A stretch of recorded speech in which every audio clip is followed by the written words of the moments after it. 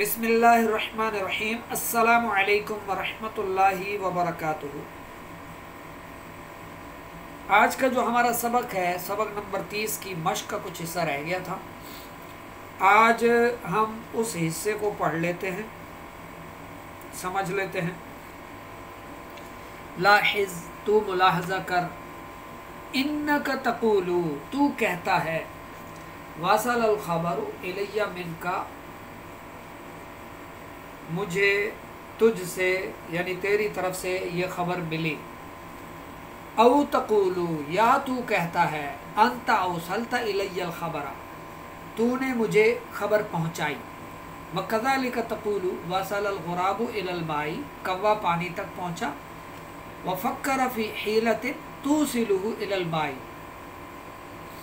اس نے ایسی تدبیر کے بارے میں سوچا، غور و فکر کیا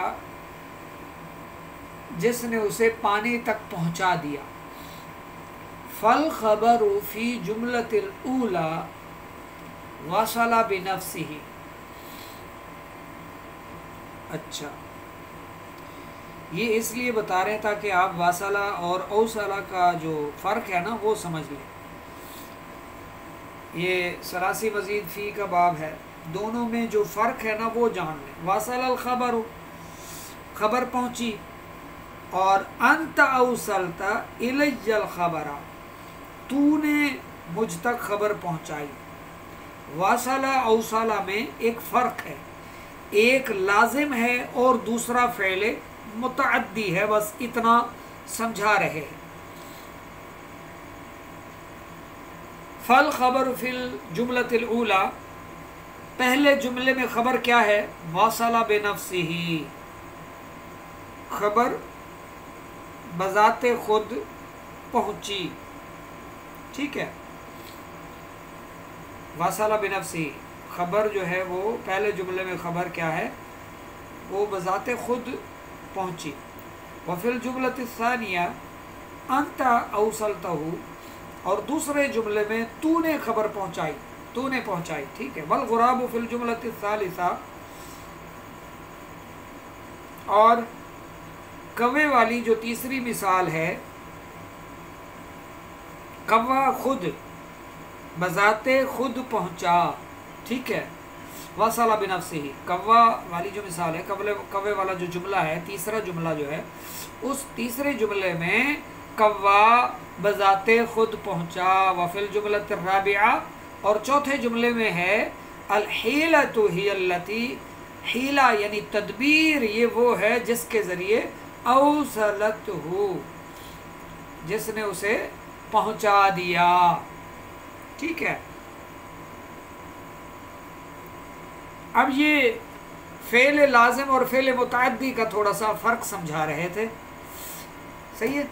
ایک بذات خود پہنچا اور دوسرے جملے میں ہے کہ پہنچایا گیا، یعنی فعل لازم، فعل متعدی۔ میرے خیال سے ان کی تعریف عرض کرنے کی ضرورت نہیں ہے، جامع ابواب الصرف آپ پڑھ چکے ہیں۔ فعل لازم وہ فعل ہے جسے سمجھنے کے لیے فاعل کے علاوہ، جسے سمجھنے کے لیے فعل لازم وہ فعل ہے جسے سمجھنے کے لیے فاعل کے علاوہ مفعول بہ کی ضرورت نہ ہو۔ فعل متعدی وہ فعل ہے جسے سمجھنے کے لیے فاعل کے علاوہ مفعول بہ کی ضرورت بھی ہو، وہ فعل متعدی کہلاتا ہے۔ واصلہ کیا ہے؟ فعل لازم ہے۔ اوصلہ کیا ہے؟ فعل متعدی ہے کہ اس میں مفعول بہ کی بھی ضرورت ہے۔ اچھا، قارن بین الجمل التالیۃ، دیے گئے جملوں میں مقابلہ کرو۔ مقابلہ، اچھا یہ وہی بس لازم اور متعدی کو سمجھانے والی بات ہے۔ دخل التلمیذ الغرفۃ، دخل التلمیذ الغرفۃ، شاگرد کمرے میں داخل ہوا۔ یہاں داخلہ کیا ہے؟ لازم ہے۔ ادخل الاستاذ تلمیذ الغرفۃ، استاد نے شاگرد کو کمرے میں داخل کیا۔ ادخل کیا ہے؟ فعل متعدی ہے، ٹھیک ہے۔ خرج التلمیذ من الغرفۃ، غرفتی شاگرد جو ہے وہ कमरे से बाहर निकला। खाराजा क्या है? फ़ेल लाज़िम। अखरजल उस्ताद तिलमीज़ा मिनल गुरफ़ती, उस्ताद ने शागिर्द को कमरे से निकाल दिया। अखरजा फ़ेल मुतअद्दी। मातर रजुलु, मर्द मर गया। माता क्या है? फ़ेल लाज़िम, बंदा मर गया। अल्लाहु अमाता अमातर रजुलु, अल्लाह ने शख्स को मौत दी, ये फ़ेल मुतअद्दी, ठीक है। मरिदत तिफ़लु, बच्चा बीमार हो गया। अल्लाहु अमरदत तिफ़लु, अल्लाह ने बच्चे को बीमारी में मुब्तला किया, ये फ़ेल मुतअद्दी। रदिअत तिफ़लु, बच्चा दूध पीने लग गया।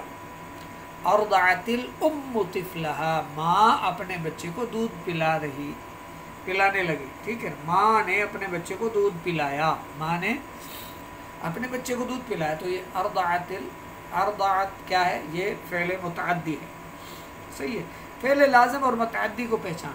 नाज़लल वलदु अनिल हिसानी, बच्चा घोड़े से उतरा, बच्चा घोड़े से उतर आया, लड़का घोड़े से उतरा। अनज़ल रजुलुल वलदा, बच्चे को मर्द ने घोड़े से उतारा, बच्चे को मर्द ने उतारा, ठीक है।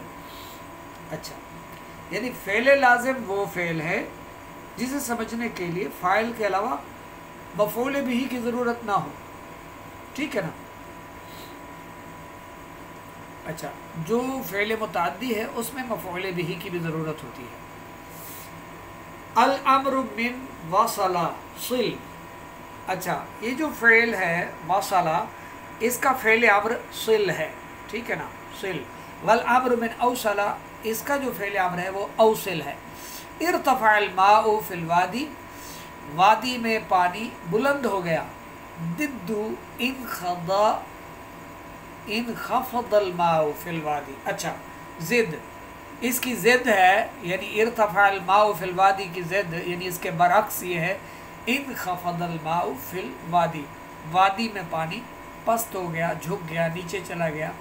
इर्तफ़अ सौतुल मुतकल्लिम, कलाम करने की आवाज़ बुलंद हो गई। दिद्दु, इसकी ज़िद जो है, इसके बरअक्स क्या है? इनख़फ़दा सौतुल मुतकल्लिम, कलाम करने के वाले की आवाज़ पस्त हो गई।